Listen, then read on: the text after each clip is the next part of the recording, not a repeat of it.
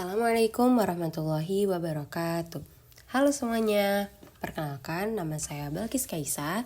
Saya adalah mahasiswa Ilmu Al-Quran dan Tafsir dari UN Sunan Kalijaga dengan NIM 23105030103. Jadi pada kesempatan kali ini saya akan membahas tentang bagaimana sih cara menggunakan altafsir.com.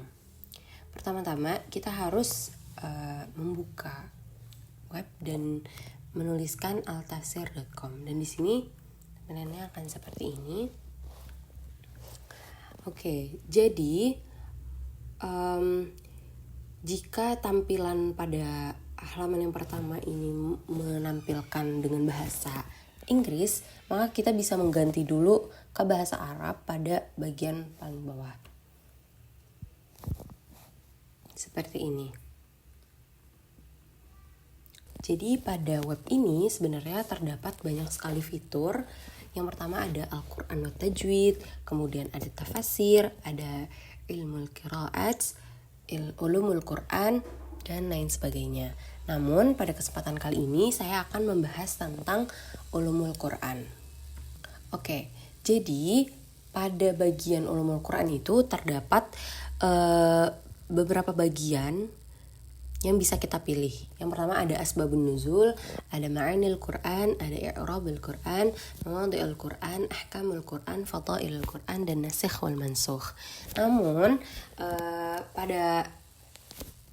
pada video kali ini saya akan membahas 4 bagian, yaitu asbabun nuzul, ma'anil Quran, i'rabul Quran, dan ahkamul Quran.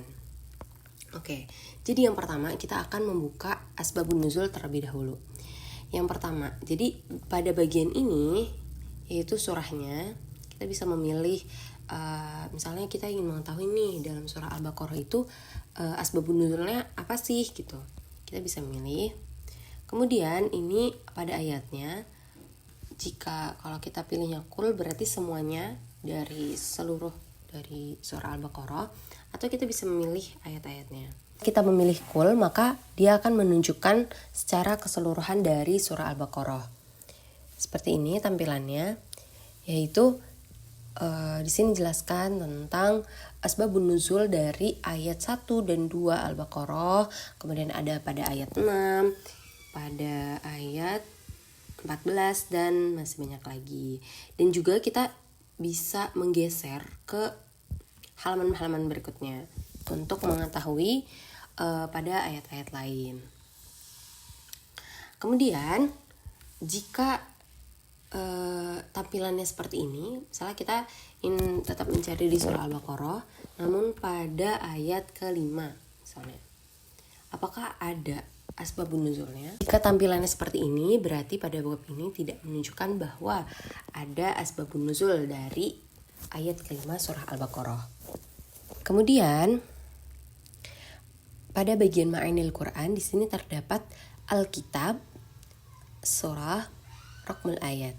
Nah, jadi di sini itu kita bisa memilih dari beberapa kitab yang ingin kita telusuri. Oke, misalnya saya milih dari yang sini. Kemudian surah An-Nisa secara keseluruhan dari surah An-Nisa. Oke, jadi tampilannya akan seperti ini. Di sini ada ayatnya, kemudian pada bagian bawahnya akan dijelaskan tentang ma'anil Quran dari ayat ini.